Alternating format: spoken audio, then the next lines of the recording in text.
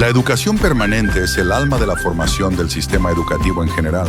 Es como esa semilla que se siembra y germina con la luna llena, crece con el agua, florece con el sol y se cosecha con alegría.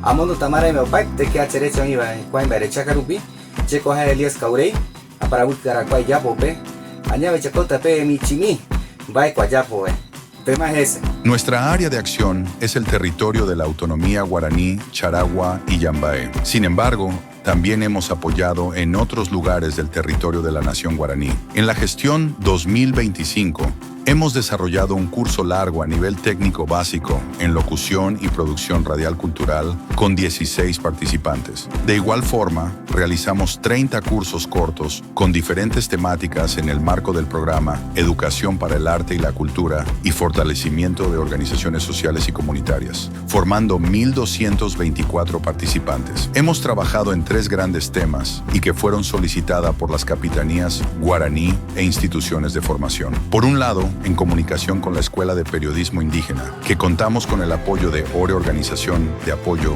Legal y Social, teniendo resultados concretos varias producciones audiovisuales, como mediometraje, cortometrajes con identidad indígena, videos reportajes en guaraní y castellano, y videoclip donde se abordaron las problemáticas de las áreas protegidas de Charagua y Yambae, videos que ya son una referencia de la cultura guaraní en las redes sociales. Por otro lado, en la revitalización lingüística, en el marco del Decenio Internacional de las Lenguas Indígenas, donde los participantes fueron principalmente las autoridades orgánicas y públicas y en algunas ocasiones reporteros populares como de la red ACLO. Finalmente, en el fortalecimiento de la identidad cultural, se ha tenido como participantes a estudiantes de las casas de estudios superiores, estudiantes de secundaria, agrupaciones de jóvenes, con quienes abordamos temáticas relacionadas al teatro, la poesía, la danza, la artesanía y liderazgo. Ekuayabe Yawata Yaha, Guaraga Arañá, Buenami.